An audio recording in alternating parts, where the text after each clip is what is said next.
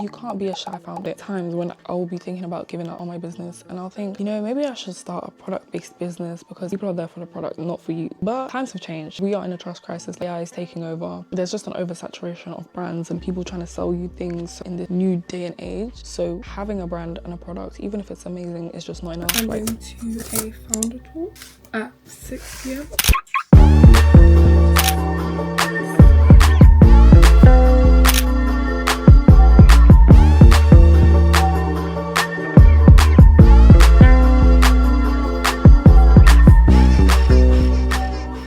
It is 12:14.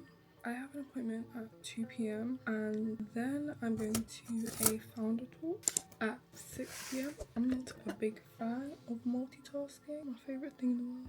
I haven't done a vlog or speaking YouTube video in a very long time, so please bear with me. I am actually really looking forward to this talk. If you don't know Amma, she was the founder of Heartmate, which is like, I think, a hair care brand. I actually don't know the brand that well. I really only heard about it through seeing her on socials and seeing her story. Prior to that, I didn't know the brand on its own. Basically been following her journey for a little while, not that closely, but I have seen a lot of her content, like her founder content. With what happened recently as well, I am just very inspired by her story and I feel like there's a lot that I could learn from her. The event is called Amma and Friends, sponsorship with Tide. Also on the panel is Bay Flowers and the founder of D. Louise, also familiar with Bay Flowers. And she also has like a similar, I think, kind of story as Amma, in the sense that we can both relate to like facing hardships in their business. So I just think this will be a great learning opportunity. I've been wanting to go to more talks, panels, just so I can, one, to actually attend and acknowledge and network and things like that, but also because I want to speak on more panels. It allows me the chance to learn from people who have spoken on many panels, and we learn through observing. I think that's how I learn best. Going on a panel isn't just sitting down and speaking your thoughts, it's also positioning yourself in a way that allows you to market yourself on the panel as well, which is what I've learned. I never really thought about it that much, but I always kind of thought panels are like, oh, you just go and you speak your thoughts. Sometimes it is, sometimes it's very like fireside, you kind of go and just, it's like a conversation, you know. However, I think especially when you're starting out and you're doing panels, you kind of want to position yourself as an expert, and in order to do that you need to, there's a way to speak and there's a way to frame things, there's a way to structure your conversation, also learn how to speak better. My name is Cindy. I work in marketing mainly. I've been doing that for the past, since I started content creation back in 2019. I am also the founder of a talent agency / digital marketing agency. I've learned a lot in the last 3 years in terms of running a business. So part of why I want to go to these events and things like that, I just think it's important to connect with other founders and hear and learn from other founders, especially people who have done it and are still going, because I think it really just gives you a different perspective on running a business and knowing when to stop and when to keep going and when to ask for help and things like that, because I think those things are very important, especially when you're doing it alone. When it comes to social media, if I'm gonna post, I need to be providing some kind of value and not just posting. So I decided like I need to post towards my passions rather than just posting for the sake of posting. And my passion is marketing and helping people grow. I currently work with creators and I work mainly across music, and I want to get more into brand marketing. Personally, I just feel like there's more value in brand marketing. It's more about world building than it is about trending. Like, it's actually about building a world around something and creating long-term value. Obviously, there is an element of brand building with an artist. I feel like that's more of a artist manager's job. Meanwhile, I'm rushing and I've also got work to do. Honestly, I do my makeup pretty quick, so we should be done. Okay, so I'm literally in a rush. I need to leave in the next 3 minutes, so I'm gonna be back after my appointment. I just had some lunch because I was really hungry, and now I need to go to this event. I've got like half an hour, which is good, and I'm pretty much ready, but I just need to change my outfit. I'm not sure what to wear, but I'll show you guys. I think I'm gonna wear a blazer with some jeans. I don't know if that's like doing too much. I'm gonna decide that and then I'll show you guys. I'm gonna try my best to show you guys my fit. I currently cannot decide between these two bottoms. And then the second pair is jeans, which I'm gonna show you in a second. You can't really see it because it's a small camera, it's a small room, it's not really working, but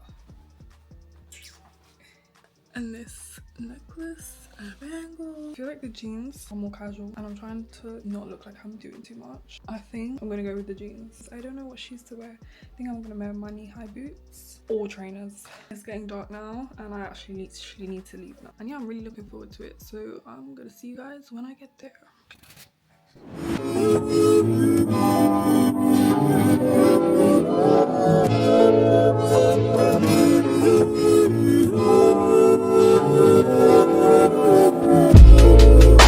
I'm back. It is the next day after the event. I didn't have time to film yesterday. I ended up going to my sister's and then coming back home, and it was really late. I didn't really have time to film and talk about the event and how it was. I wanted to go over my learnings from the event and the things that I took away from it, because honestly it was a really good talk. I really learned a lot from each of them. I didn't know Olivia prior to the event, but she has some really good insights and really good approaches to everything. Like I said, the event was sponsored by Tide, and they also had, I think, chaps, drip water and Krispy Kremes as well. There was some snacks, there was some drinks. All in all, it was really nice. Did some networking afterwards as well. Spoke to a couple of people, but I was taking notes throughout the whole event. To become the person that you want to be, you need to take action, and self-belief in that is vital. So this was from Olivia, and she basically touched on the fact that when she first started her business, there was a bit of self-doubt and she was constantly questioning herself. All of us probably put ourselves in boxes and label ourselves that I could never be that, or I've always been like this. And for me, when the idea of starting a business came about, I was like, well, I can't start a business because I'm not an entrepreneur and I'm not a business owner.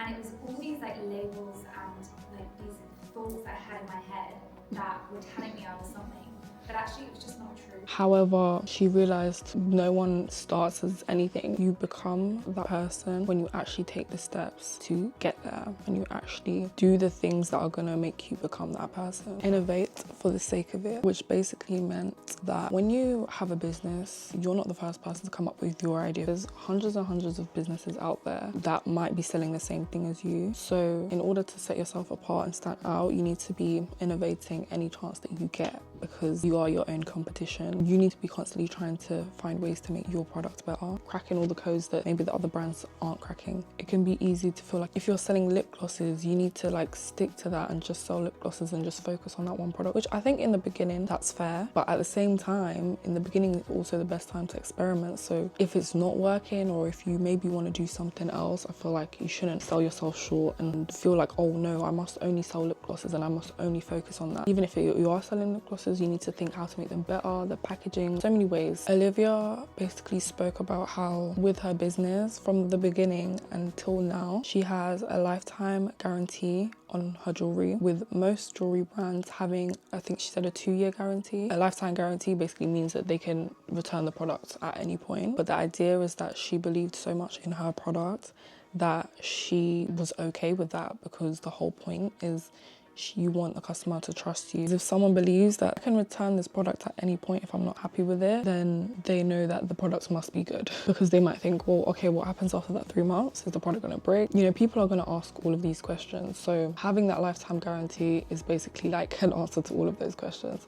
And I thought that was really like an interesting way to approach like building trust, because usually people do it through content and this and that, but it's like when it comes down to, okay, cool, I'm now gonna buy the product, it's like, what are the terms and conditions? Because that's where people usually get caught out. Setting boundaries and secure yourself while also planning for the future. So first of all, setting boundaries, I feel like that one is pretty straightforward, but essentially not letting people walk all over you and not feeling like you need to suffer in your business. You know, a lot of them had employees, so they were talking about paying people but not paying yourself, and essentially just taking care of yourself. Like, you own the business and you're not okay, and if well-being is not okay, then how is the business gonna thrive? Emma touched on how obviously she's just stepped down as CEO of Not Made, the business that she founded, and she mentioned that she was always doing the thing that most founders do, which is feel like they have to struggle before they can get some of that money that they've made back. Like, she never really paid herself from the business, and she was always working just to then have an investor basically take over the company. It obviously made her realize she spent years building this business and she didn't secure herself. And then I wrote down 5 a.m. Someone on the panel said that they wake up at 5 a.m. and I'm generally curious what time people wake up, especially when they're self-employed. Obviously, if you work in corporate or you have a 9 to 5, you're waking up at 7 a.m. maybe. You work remote, you might wake up at 9, depending on what industry you're in.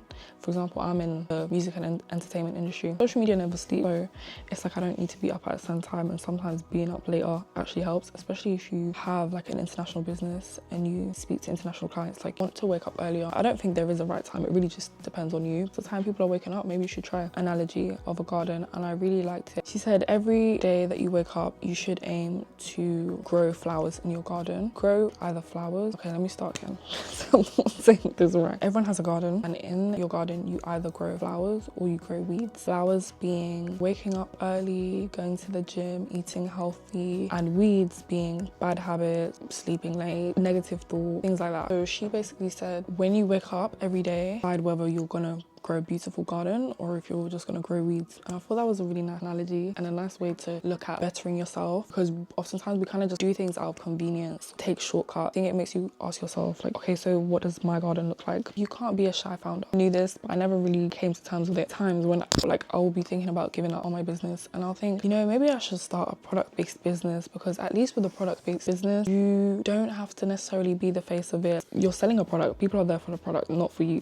Right? But times have changed. That was the case back in the day. Like, it was very possible for you to run a business or own a business and not necessarily have to be the face of it, and people will just come for the product. But now we're in, which actually kind of goes on to the next thing. We are in a trust crisis. AI is taking over. There's just an oversaturation of brands and people trying to sell you things. So it is really difficult to gain somebody's trust in this now new day and age. So having a brand and a product, even if it's amazing, is just not enough. Like, if you're a founder, you need to basically show up and you need to put yourself out there and basically get people to trust you, because people want to buy from people, not just brands. Especially, I think, with generally how the world is going. I'm kind of going off on a tangent here. Things like the cost of living crisis and people just working paycheck to paycheck and still not being able to afford things. Everyone is going through it. Like, we're at this point where people are just like, if you're going to sell me something, it better be changing my life or making my life better, helping me escape in some way, shape or form. You really need to like connect with someone if you're trying to sell them something. We're all doing it scared and embarrassed when it comes to content. Well, anything really. This one really spoke to me because I think a lot of people can relate to this. I'm always overthinking when it comes to content, and I know the people around me are like my friends, even my friends who like post consistently, they feel it as well. We're all feeling it, but some of us are still doing it and some of us are sitting there scared and overthinking and not doing anything about it. And when I realized that this isn't something that they've overcome, it's not something that you necessarily one day wake up and like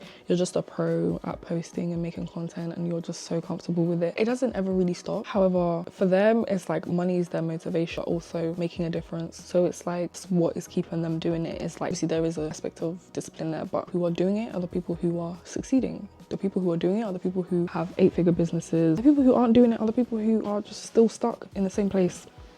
I can attest to that.